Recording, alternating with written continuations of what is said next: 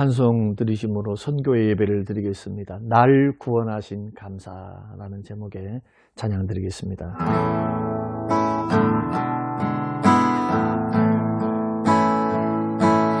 날 구원하신 주 감사, 모든 것 주신 감사, 지난 추억이네 감사, 주 내 곁에 계시네.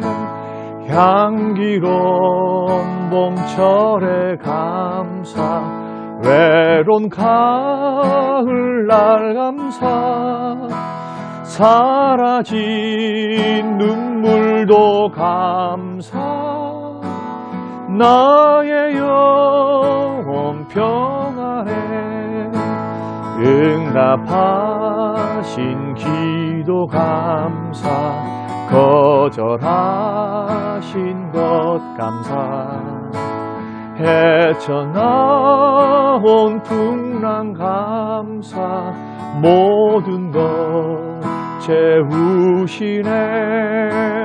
아픔과 기쁨도 감사, 절망 주위로 감사, 측량 못할 은혜 감사,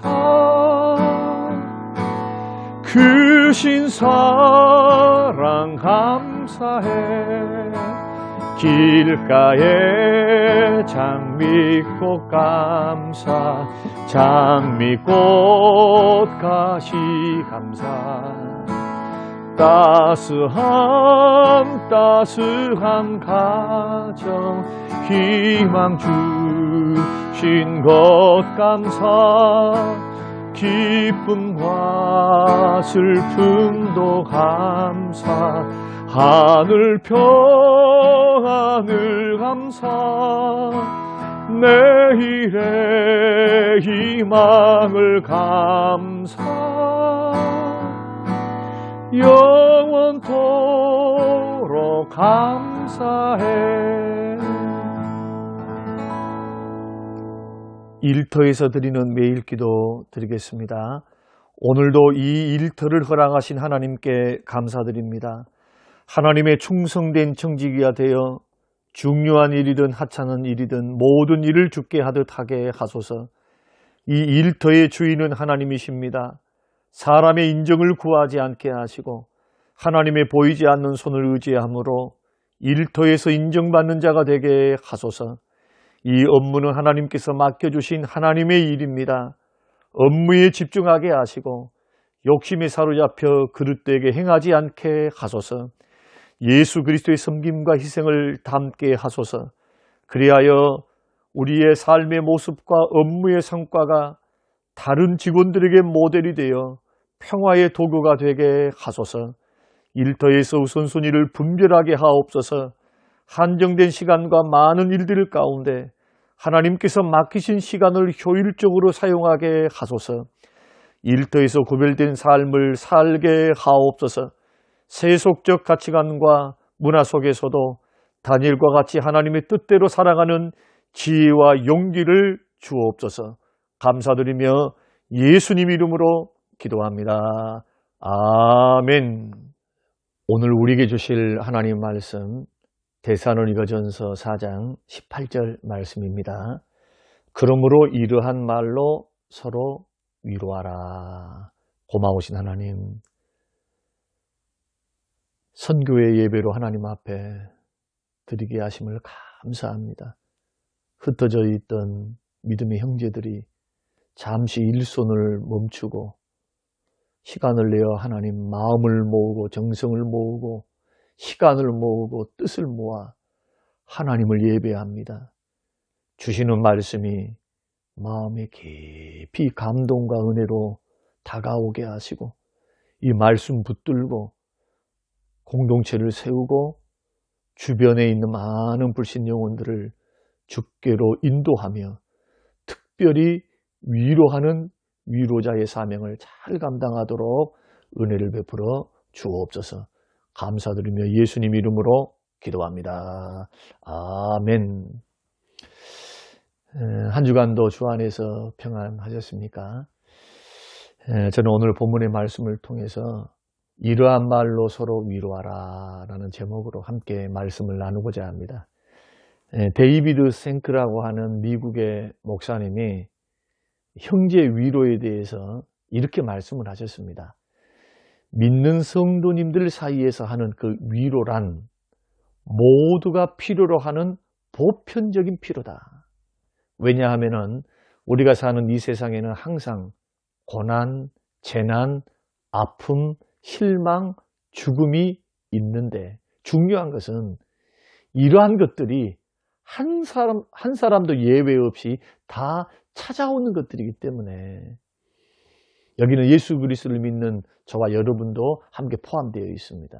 그렇기 때문에 우리는 위로자가 되어야 된다라는 그런 내용의 말씀이었습니다. 우리 예수님께서도 이 세상 마지막이 다가올수록 나타나는 현상 가운데 하나를 마태복음 24장 12절에서 이렇게 말씀하셨습니다. 불법이 성함으로 많은 사람의 사랑이 식어지리라. 그러니까 세상이 악해지고 죄악이 관영하면 관영할수록 가득 차면 가득 찰수록 불법이 성행합니다. 불법이 성행하니까 사람에 대해서 실망하게 돼요. 사람에 대해서 막 정을 나누고 사랑을 나누고 이래야 되는데 사람이 무서워지죠. 그래서 사랑이 식어지니까 서로가 위로를 주고 서로가 위로를 받는 게 어려워집니다. 왜냐하면 사람을 의심하고 먼저 보거든요. 요즘은 귀신보다 더 무서운 게 사람이라고 합니다. 속을 알 수가 없어요. 어떻게 돌변할지를 모르기 때문에 참 사람은 무섭다. 참 이것은 맞는 말이에요. 왜냐하면은 여러분 각자 한번 교회를 받들고 섬기고 계시니까 교회를 한번 가만히 한번 생각해 보십시오. 또 직장도 한번 생각해 보십시오. 특별히 교회 안에서 일어나는 많은 시험과 어려움들, 아픔, 상처를 주고받고 또 고통받는 성도님들이 얼마나 많습니까? 또 교회와 사람에게 실망하는 성도님들이 얼마나 많고요. 이런 것을 보면은 참 이 시대는 사랑이 식어지고 사랑이 식어지니까 성경이 말씀하는 서로 위로하고 위로를 주고받는 그런 건강한 신앙생활을 하기에 참 어려운 시대가 되었다. 그러나 그럼에도 불구하고 먼저 믿는 우리들에게 요구하시는 성경의 요구가 뭐냐? 이런 상황 속에서도 오늘 본문의 말씀 보면은 이 여러 말로 서로 위로하라 라고 말씀하십니다. 물론 이 말씀은 사별한 사람에 대한 위로에 대한 말씀이거든요. 그러나 성경은 많은 곳에서 형제를 위로하라고 말씀합니다. 고린도후서 2장 7절 말씀 보면은 그런즉 너희는 차라리 그를 용서하고 위로할 것이니 내가 손해를 좀 보더라도 내가 좀 감정의 손해를 보더라도 차라리 예수 그리스도를 믿는 믿음의 사람들은 용서해 줘라. 그 차라리 위로해 줘라. 이것이 더 아름다운 주님이 기뻐하는 삶이다. 이사야 40장 1절과 2절에는 너의 하나님이 이르시되 너희는 위로하라. 내 백성을 위로하라. 하나님의 백성들을 위로하랍니다. 서로 위로하랍니다. 데살로니가전서 5장 14절에는 마음이 약한 자들을 격려하라. 이 격려가 위로입니다. 힘이 없는 자들을 붙들어줘라. 또 성경은 우리 하나님을 가리켜 위로의 하나님이라고 말씀하십니다. 시편 86편 17절에 여호와여 주는 나를 돕고 위로하시는 하나님이십니다. 이사야 51장 12절에서도 이르시되 너희를 위로하시는 자는 나니 나 곧 나이니라. 이사야 66장 13절 말씀 보면은 어머니가 자식을 위로함 같이 내가 너희를 위로할 것인즉. 여러분 우리 하나님의 별명이 자비하신 하나님, 은혜에 풍성하신 하나님, 사랑의 하나님, 위로의 하나님. 위로의 하나님입니다. 사랑하는 회원 여러분, 우리 모두는 위로자로 하나님께서 우리를 부르셨습니다. 우리 하나님께서 우리 공동체에 우리 자신들을 속하게 이곳 가운데 불러주신 것은 서로 돕고 서로 위로하고 서로 삶을 나누라고 하나님께서 불러주셨다.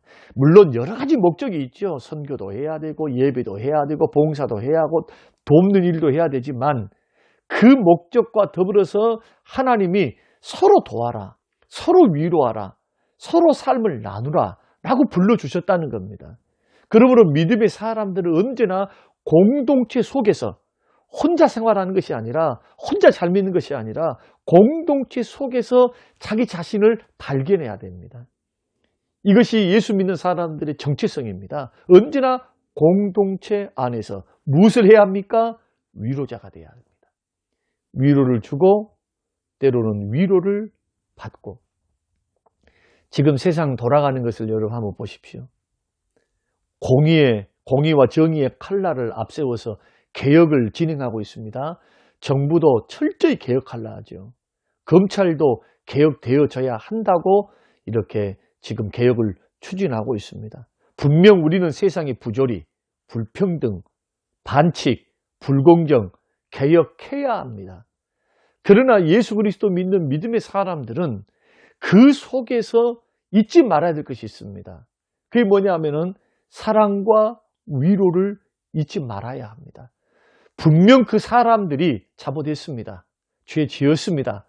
그러나 죄는 미워하되, 죄는 미워하되 그 사람은 미워해서는 안 됩니다. 여러분, 이것은 주님이 말씀하신 겁니다. 주님이 행하셨던 그 삶의 원리, 사역의 원리를 보십시오.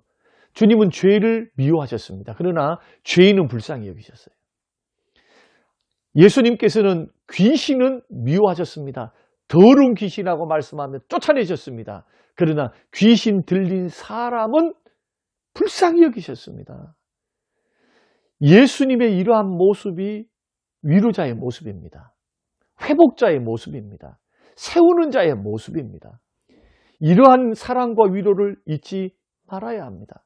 그런데 계시록에 나오는 소아시아 7교회 가운데서 이러한 어려운 문제에 직면했던 교회가 있습니다. 에베소 교회입니다. 주님으로부터 책망받았습니다. 주님으로부터 너의 촛대를 옮기겠다. 이 말은 교회를 이 지역에서 없애겠다는 말입니다. 촛대를 옮긴다는 것은 너 교회 흩어버리겠다. 그런 뜻이거든요. 어떤 것이 주님으로 하여금 그만큼 마음에, 정말로 마음에 힘들어서 주님이 교회를, 피값으로 산 교회를 움직이겠다고 그렇게 말씀하십니까? 이 교회가 뭘 잃어버리느냐? 교회 안에 들어온 이단들을 쫓아내기 위해서 심판과 정죄의 칼을 들었거든요. 이게 옳고 그름이라고 하는 이분법적 사고를 가지고 사람들을 다 그렇게 쳐다보는 거예요. 이단이 있는가 없는가. 그리고는 싸웠습니다. 쫓아냈습니다. 근데 하나 놓친 것이 있습니다. 사랑을 놓쳐버렸어요. 처음에 그렇게 서로 위로하고 격려하고 사랑하고 좋게 살았던 이 사랑을 잃어버리자. 주님으로부터 이런 책망을 받은 겁니다. 사랑하는 선교 회원 여러분, 우리가 바르게 믿고 바르게 살고 바르게 직장 생활하고 바르게 공동체를 세우는 것도 굉장히 중요합니다. 그러나 잊지 말아야 될 것은 우리 모두는 위로자로 주님으로부터 부르심을 받았다는 것입니다. 이 균형을 잊지 말게 되시기를 주의 이름으로 축원드립니다.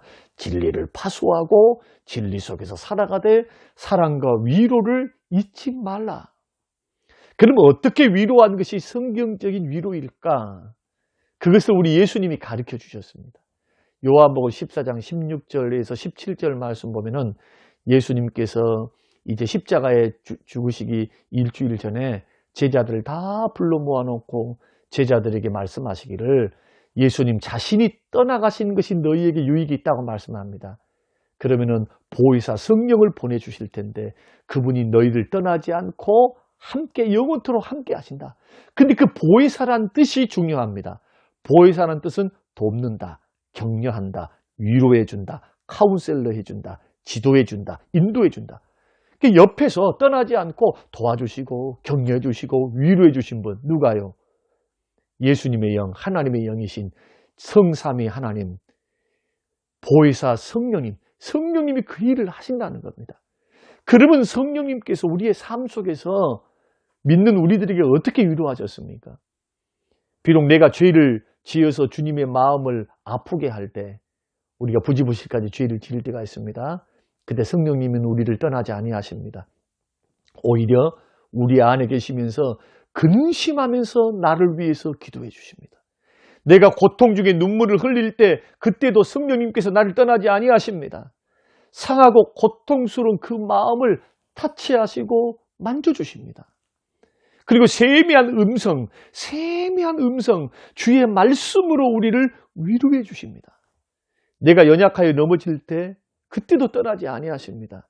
우리에게 말씀을 통해서, 기도를 통해서, 마음의 생각을 통해서 용기를 주시면서 내가 하나님의 사랑을 받는 하나님의 자녀다. 하나님이 너를 사랑한다.